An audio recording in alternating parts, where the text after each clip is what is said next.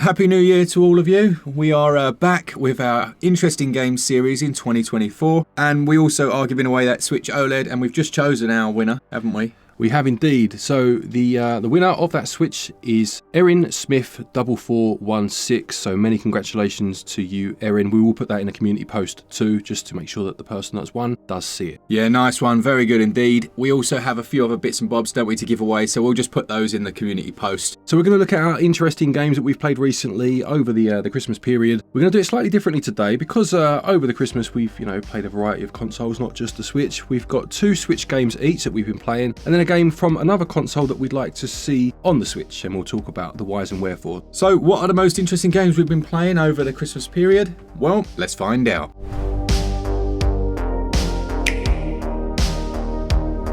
Alright, first up then, and one that you will definitely know, Glenn, it's a game called Captain Commando, which was originally a Capcom arcade game. Yep, I know it, yep. And it was in the Capcom, was it the beat 'em up bundle or it something was, like that? That's right, yeah. So Captain Commando, as you say, is a beat 'em up from Capcom, and it is on their beat 'em up bundle, which I think has 6 games on, if memory serves me right. Nice. Round about that, and yeah, this is a good one. Yeah, really fun. So it's funny, isn't it, how good these still look? Yeah. Very vibrant, aren't they? So vibrant, and the animations as well. So I was playing this one, and I was thinking like, yeah, this is alright. It's a run-of-the-mill kind of beat 'em up. Although I did notice that like the character select screen was a bit unusual. Yeah, you have, again, from memory, so you have Captain Commando himself, who... All I remember about him really is he wears a blue suit. There's a ninja, and there's like a big like baby in a mech, isn't there? It's a baby in a mech. And one other, I forget the fourth one, but yeah. It's a bit odd. But one of them had like these 2 little swords, and I was like, yeah, because it was really quick, and it was really easy to, when people like creeping up on you? Yep. Sometimes it's difficult, but you can like suplex someone behind you and take them out, so that was quite cool. But then I got my own mech, and I was like, yeah, this is decent. Yeah. And like little rocket launchers scattered all over the ground and guns and stuff. I was like, yeah. Yeah, this is one of their beat 'em ups that I don't know a huge amount about other than having played it. Do you know what I mean? A few of the others of around that time, I don't know the story behind it. But you mentioned the speed there, and that's definitely something I do remember, because you had games like Final Fight where most of the characters, although they had size differences, were still fairly similar in how they walked, say. Yeah. But here, like the ninja, for example, he's just that bit pacier, isn't he? Yeah, and there's a lot of like, I remember this because obviously you're a bit of a pro at these games. I always struggle when people like get up to my level and stuff, but it's one where you really do have to use the jump moves and stuff. Yeah, jump moves are essential really in beat 'em ups, for me at least anyway, and just standing, so you're just offset of them. You're just on the plane below to a degree, so you can still hit them, but you're not standing right in front of them. If you ever want to get anywhere in a beat 'em up, that's the way, I just had a picture of you in like Street Fight, and suddenly you like edge down, and they're like, what the heck is he doing? Yeah, so you couldn't actually walk down, so you'd have to just crouch a bit. Yeah, that's fine. Yeah, about 2 inches lower, that'll be fine. Good stuff. Yeah, I've used all of the techniques to work my way through a couple of levels, but I also like it does that thing where, like the in-between stages of, what is it? Is it which one of the, where you're beating up the car? Street Fighter. I didn't want to get that wrong. It had that like destructibility. This one, like if you're going past shop windows and stuff and you kick someone, like all the windows will explode and like does a bit more damage. I thought that's quite cool. It's a bit more detail. I used to like that in beat 'em ups where you could use the environment. Yeah. So obviously, obvious things like picking up weapons, and sometimes you could pick up like letterboxes and things. Yeah. But yeah, sometimes, as you say, I remember Batman Returns, which is a Konami game, but you could pick up the the villains and you could slam them into the windows. Yeah. And it just makes the world feel a bit more alive, doesn't it? As if you're it's tangible, you're there and you can interact with it properly. Isn't there a level with like a bank? I don't think I'm that far. Oh, I'm sure there's a level that you're inside a bank, but I might be wrong. It's been a long time since I've played it, but this is a decent beat 'em up actually. It's really a good game. Yeah. Right, my first one then is one that I bought a couple of games off PlayAsia. It must have been early December-ish, and 2 of the games I'm going to talk about are from that purchase. Yeah. And the first it's Rush Rally Origins, which is obviously a rally racing game. In terms of what I bought, it's a collection, and it's got Origins and it's got Rush Rally 3 on the cartridge too. So the 2 games together. But it's only Origins that I've played so far. Now I don't know about you, but I consider myself okay at racing games, not too bad. But I'm terrible at rally games. Like really bad. I find them so difficult. I'm the opposite. You've seen Oh, how really? I play in arcade games. Yeah. Rally games. Colin McRae used to be my bag. Right, yeah, Back yeah. on the PlayStation, Colin McRae was the one. Yeah. To the point where I was doing like trying to go for those world record times and Oh, stuff. wow. Colin McRae used to be. Your But then gang. as I got into like newer games, I'm rubbish now. You've got to be really slow and careful. You do, and I mean, this isn't like this, but if you play games like, say, WRC or whatnot, and you've got your co-pilot calling out the turns and stuff, it just blows my mind. I can't do it. I end up like smashing off the side. But this is like it's a more retro style racer. I mean, hence the Origins tag, I guess, where you can play with an isometric viewpoint. Okay. Or you can play with a bit more of a dynamic, like helicopter camera, where it follows the car, but it's still not as you would expect in a more modern game. You know, it still has like a retro feel to it. Yeah. And actually, this is a very decent I've heard racer. very good things about this. Yeah, really enjoying it so far. Aside from the fact I'm not very good at it, you know, but you have in some racing games or in some rally games, you can't actually race, can you? It's all about times and each segment and the circuit and whatnot. Here you have time trials, which is kind of like that, but you do actually have full-on races too. Okay. Was this like? Do you know about the development of this? I feel like this was like a small indie, like a smaller team. I'm not sure. Maybe I'm wrong. I'm not sure. I don't know. I don't know a lot about it other than having heard of it. And it was one that I was going to buy before. In a previous PlayAsia order, but you know, with them, if you put in a game that's a pre-order game, they delay your whole order until that releases. And I was like, oh no, I can't be doing with that. So I took it out and then forgot all about it. Right. And then recently I was like, oh yeah, I remember that game, you know. But you can play it with touch controls as well. So if you choose to do that, you have like your pedals are on the screen and you obviously you touch them to move. I don't know how you do a handbrake turn though with that. I mean, because without that, you're a bit buggered in a rally game, ain't you? Would you press both pedals at the same time or something? I don't know, but I don't know how that would work. No, but I mean, yeah, I didn't really use touch much as just to try it, but yeah, without that handbrake turn, I don't know what you'd do, you know? Yeah, I've been thinking about getting a steering wheel. Oh, nice, yeah. And it's super nerdy. I was watching this guy yesterday. I mean, this was ridiculous. Yeah. He'd always wanted this car. Let's say, I don't know anything about cars. Toyota Corolla, right? Yeah. So he bought a scrap version of the car, Right. cut the front and back off, and stuck it in his bedroom. Yeah. Right, and then stuck a steering wheel in and his games. And then he sits there and it's like virtual Toyota Corolla. Wow, that's hardcore, isn't it? And he even wired the panels up so he could see the right displays inside the car.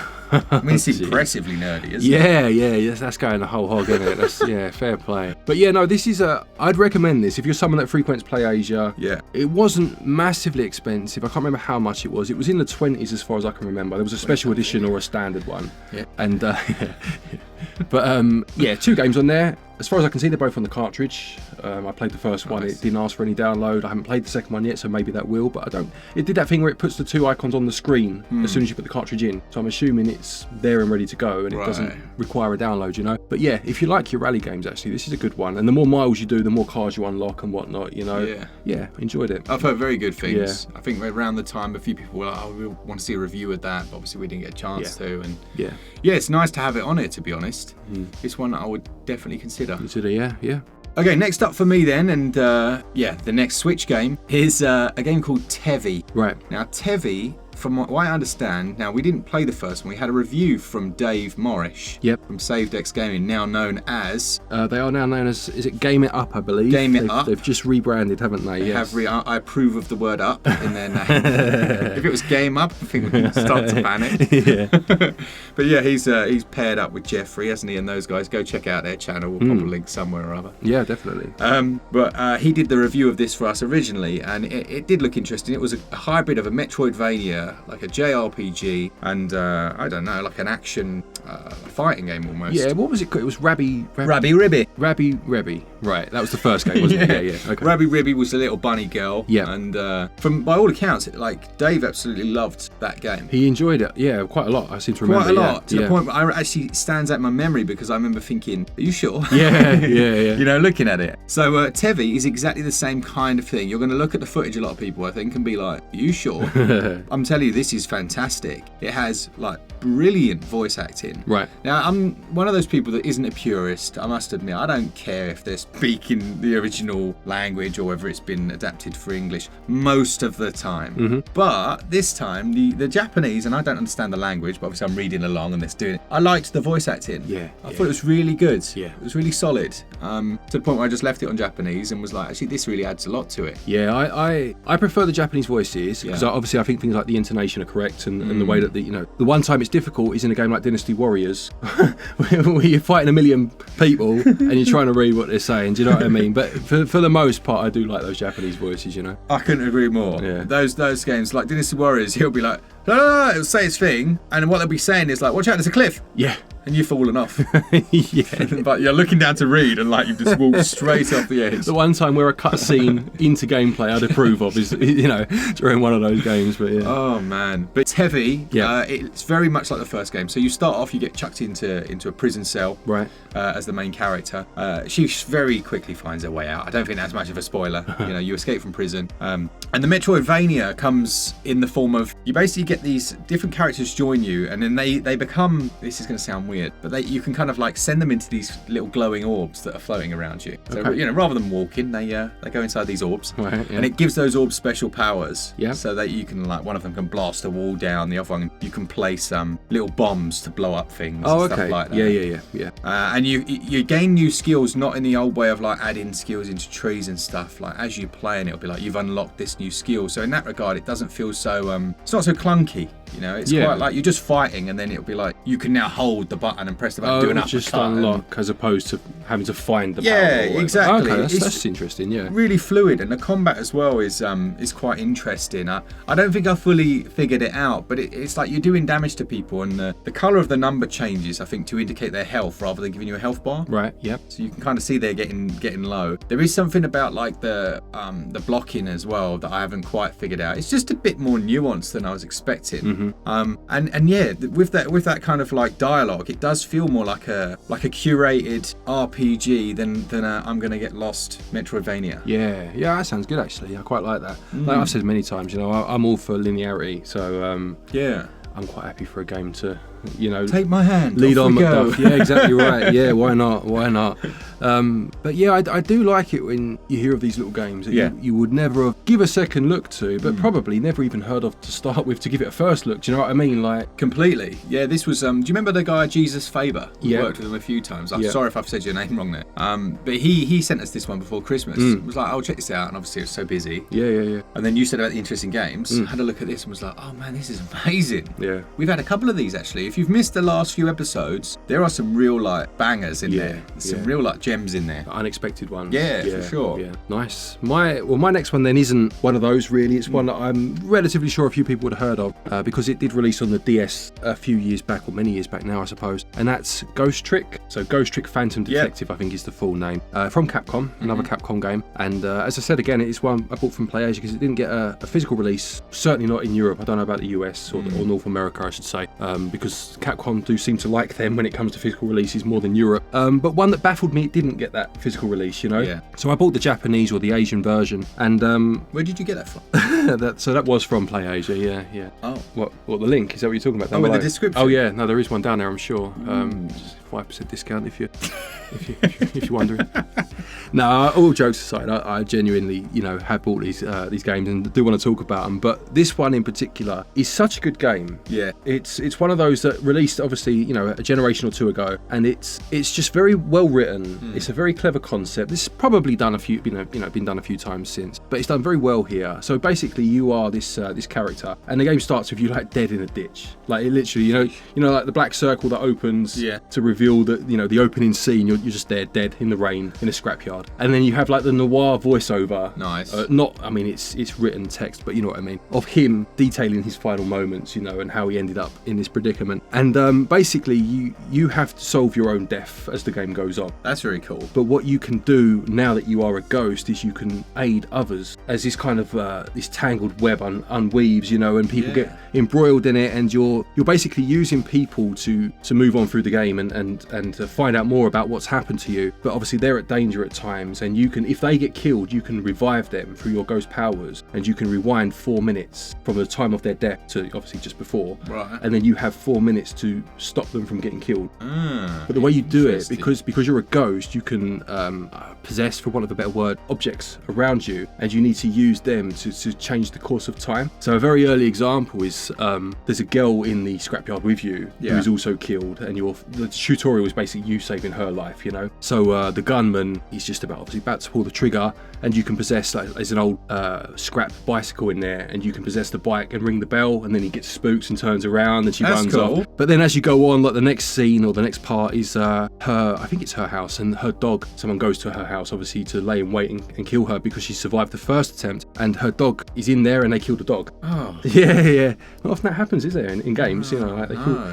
But you go back 4 minutes with the dog, and you have to try and keep him alive. So what you do is her young sister, whoever it is, who's in the house as well, puts headphones on to listen to music, and therefore doesn't hear the intruder come in. So you have to destroy the headphones so she doesn't put them on. And you have to possess things like, you'll move from, like, you go into ghost time and the screen goes red, and you'll go from a cupboard door to a fish tank to an umbrella that's on a hook. And then you have to open the umbrella, which knocks the headphones off the hook. It's a bit puzzly. Yeah, it's a puzzle game wrapped around this kind of murder mystery. It's a very clever game, and the writing's on point, you know? Yeah, so I like that idea. That kind of, it's almost like the opposite of Final Destination. Your invisible forces are trying to save you rather than eliminate you. But that's a very good analogy, because if you imagine Final Destination as a game, and you know the trail that's leading up to this absurd death, if you can imagine this game where the screen pauses, it goes red, and then you can almost see the little death ghost hand making it all happen. Yeah, that's exactly what this game is, but in reverse, as you say. I need to get this, because this has been on a few deep sales as well. Yeah. I don't think the base game is like full $49.99 either, from what I've seen. No, I don't think it is. I think it was 25. Yeah. But I may be wrong. I can't remember. But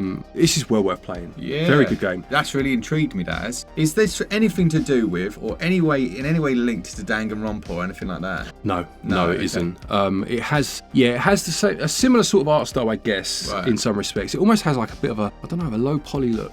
I know it, yeah. You know, it's very colourful, very vibrant colours. Characters are very over the top. They've got blue faces or huge yellow hair, big Larry red suits on, you know. Big Larry, it sounds like the 90s. Exactly right. But it works very well. And yeah, this is one, you know, if you've played it, you know, and you'll be like, oh yeah, that was a good game, I remember that. But if you haven't, it's well worth playing. The only thing I can't remember, because I completed it on the DS, is how it implemented the touch screen or the dual screen. Right. The two screens of the DS, and what's been compromised to have it on one screen. And I genuinely can't remember. No. So it can't have been too much. It can't have been anything that I'm thinking, oh man, you know. So maybe it was just, you know, some screens just, some games, just had everything on the top screen anyway. Yeah. And just almost like a blank bottom screen that you could tap on, you know. It might have just been something like that. Okay. But yeah, I'm going to have to get this. Yeah, I think you'd enjoy this. Yeah. I really do. All right, brilliant. All right, then my last one then is a game that I really would like to see come to the online, what's it called? Yeah, the Switch Online app. The Switch Online app. Yeah. But it's also one that I very much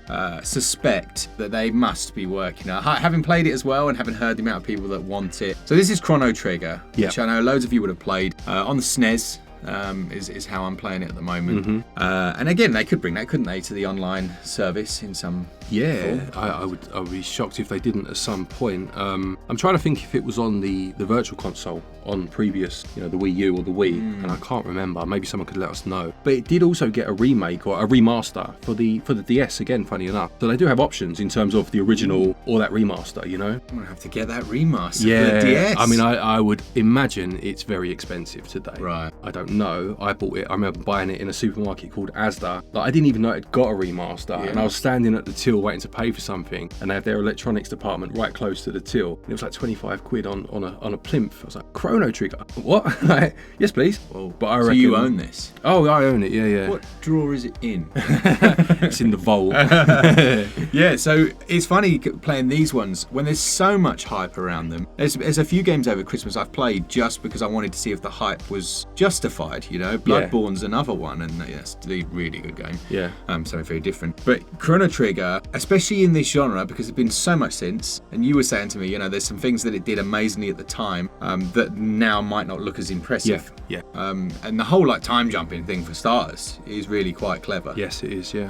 I love how there's certain places that you'll visit and it's the exact same place, but the one time it's like overrun by monsters and stuff, and it's like, oh, this is really cool. And in their timeline, like humans had almost been eradicated, and they hate you, and it's like, that's so interesting. I must admit, it did take a while to get its hooks in for me. Yeah, it has a strange start because you're at like a fair, aren't you? Yeah. And there's the inventor makes a machine, and you get caught in the radius of the blast. It's been a long time since I played this game, but it doesn't necessarily give you a clear indication of what's to come. You know, you'd be like, what's this, you know? Yeah, like in terms of storytelling, there was a point after that, you know, you had to go on the machine, happy day, something happened. And then like maybe a few hours pass, and I suddenly thought like, hang on, what am I doing? Like, you know, why am I doing this? Yeah. And then shortly after that, actually, it became a bit more clear. But it does very much as well. And I complained in Sea of Stars. I wasn't a huge complaint, but I'm a modern gamer now. You know, I do struggle when there's absolutely no waypoints, no guidance, no nothing. And I know that's how these games used to play, so I accept that. And that doesn't factor almost into the scoring to a degree. Yeah. But it is difficult, you know, when you're short on time. I mean, the only benefit now is that there's a 412 guides. You know, yeah. Have a look. I mean, the last time I played this through, which was that DS version, and it must have been at least 15 years ago, probably a bit longer than that. I don't remember, but I do remember if you got a bit lost, you would keep going from each time period and just trying to find something different. And I think, these days, if I did that, it would bug me a bit. Yeah. But back then, you know, young, free and single, all the time in the world, you know, it didn't really bother me. But that's the part where you play these older games, isn't it? Where those quality of life touches are not quite there. Yes. And that's where I think remasters can be a great thing for gaming, you know, where they do just tweak a few things and make it optional by all means, but just tweak a few things that just allow these classics to shine to a newer audience, you know. Absolutely. Yeah, I mean, Monkey Island did it, didn't it? Back in the day, you'd have to just go and talk to every single person, combine everything until it worked. Yeah. And now it's, you know, the quality of life features are in there, so you can get little hints and just go where you need to go. And a lot better. But yeah, so far, Chrono Trigger, it's annoying as well because I'm 14 hours in, and I was like, I'm 14 hours in, I'm going to be finishing this soon. And when I went to look at a guide, it took that person 2.5 hours to get where I'm at. Oh, really? 2.5 hours? Yeah, wow. That's I know what they're doing. Yeah. Ridiculous. I think, I mean, again, long time, but I think this took me about 50 hours to finish. I think I might be wrong. I might be getting confused with another RPG of that sort of time, but I do remember like playing this for the first time because it's more of an active battle system as well, isn't it? It is turn-based, but it has like the bar, doesn't it? And I don't think I'd played a game like that then. I was very much used to the traditional wait your turn. Yeah. And I struggled with it initially because I was waiting my turn. And like the first boss, that big dragon on the bridge, I was getting mullered. And I was like, what is going on here? Like, and then it clicks, and then you're like, oh, okay, I get it, you know. And then you get your new characters as you go along, and their strengths and weaknesses, and you start to build the team that you know suits you best. Yeah. Yeah, this is a great game. There were some amazing RPGs at that time. Things like Terranigma. Yeah. Illusion of Gaia or Illusion of Time, depending on where you were.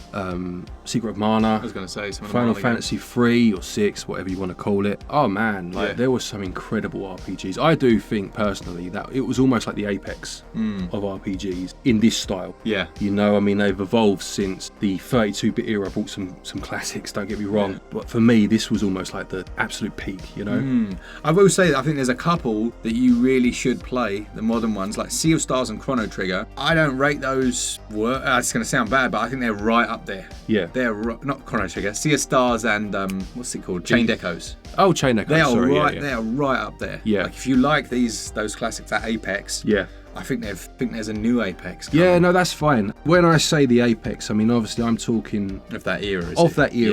In terms of it being a relatively new genre. Yeah. And these people just pushed it and said, like, you know, we're going to make this something that's going to stick around so that we can have Chained Echoes and Sea of Stars. I mean, I would be shocked if it hadn't been superseded since then. What are we doing if they haven't?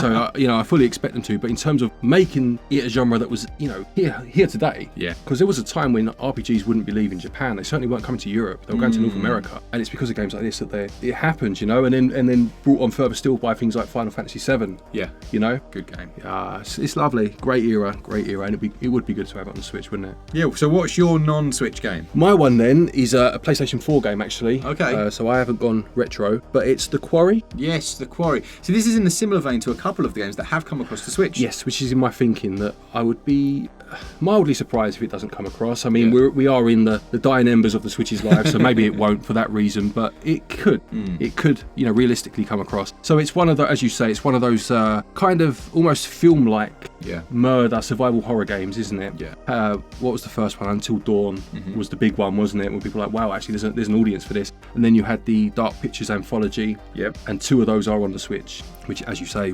could give credence to this one coming across. Now, this one is very much kind of your 80s slasher movie set in a camp. Nice. Camp counselors in peril.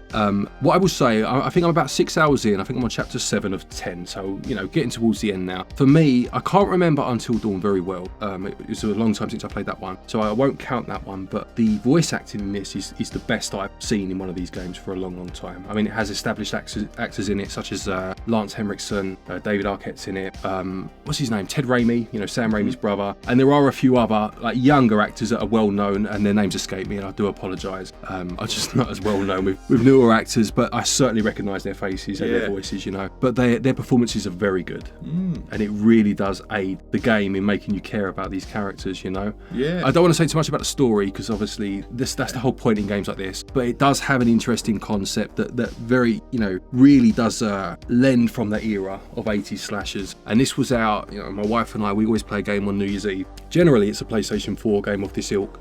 And this was this year's, and we've played it a couple of times since, obviously. And this was a good pick. I was pleased we played this one. I bought it a while ago, and we never got around to it, And New Year's Eve's always a funny time for us with this game, or with a game, the game that we play, because our son was born on New Year's Day a few years back. That song. And the game that year that we were going to play was Resident Evil 2, the remake, and I bought it like in November. Really, wanted a Resi 2 remake for donkey's years, and she was like, "Oh, let's make it our New Year's Eve." Bloody hell, I want to play it now, but all right, fine. And we went to play it, put the game in, had to download some bits, took a while. All right, ready to go, and our water's broke. We had to go to hospital. I was like, come on, what's going on? And then the title screen came up. Yeah, Resident it was Evil. pretty much that. Like, you start in a petrol garage, as Leon, and you walk in and see the carnage, and I literally walked through the door of the petrol station and the water's broke. It's like, awesome, not playing this tonight then. So yeah, we always have a chuckle about our New Year's Eve game now because of that. But no, this is a very good game. Again, very similar to any game like that you've played before, in terms of you'll play as a character every chapter. You'll walk around and you'll find things on the floor that you can pick up, and it will give you some of the story. There'll be times where you need to make a choice, and then it will kind of change the path of where the story goes. Your characters could die as a result of your choices, and you have like quick time events that you have to obviously get correct, or that could end in death too. I really enjoyed this game, and I think, on the PlayStation 4 at least, it's very cheap now. Nice. If you are looking for a way to play it, because it's on the Switch. But I would really like to see this come across, because with headphones in handheld mode, I think this would be a great experience, Yeah, so there's a lot of these, do you remember David Cage? Is it David Cage, the director of like that Fahrenheit game? Yes, he did, was it Heavy Rain and Heavy stuff? Rain, Fahrenheit, a few of them. He almost started this new genre, this like sub-genre that I don't think a lot of big publishers thought would be popular. Yes. But then there's a lot of us that really like them, and then it seems to have spawned the kind of horror spin-offs. Yes, when I said Until Dawn was kind of the starting point, I meant of that horror. Yeah. But as you rightly say, there were those games before, which I've also enjoyed, but I do love these horror ones, Yeah. And this one as well, just a final point, and it's something it really does get right, is the score. Like, when you first start the game up, it has this like, the opening notes of the score reminded me of like the Freddy Krueger music. When you first watch a Freddy Krueger film, a Nightmare on Elm Street film, and the New Line Cinema logo appears, you have this very eerie music that plays, and it kind of got that bit going. And then as the music went on, it reminded me more of like what's his name? Is it Harry Manfredini? Did the Friday the 13th soundtrack, and it just when something just kind of tunes into something, and you think, oh, that sounds just right for what we're about to do, and it makes you smile before you've even started. Nice. Yeah, it does things right. It's a good game. Lovely stuff. So that's it, isn't it? That's our 6 games, yeah. Good stuff, yeah. So if you've got any interesting games you've been playing over Christmas, then feel free to let us know down in the comments. As I say, do keep your eye out for that community post, because we will let you know who won those little Joy-Cons and the old games we've got to give away and bits and bobs. Absolutely. And if there's any games you'd like to see come to the Switch this year, future. I mean, put any game you want, to be honest, but a realistic game would be interesting to see, you know, something that could realistically come across. Yeah, please do stick it in the comment section. A quick thank you to our patrons and our channel members for your continued support, and to each and every one of you for watching our videos. Happy New Year, of course, and until next time, happy gaming.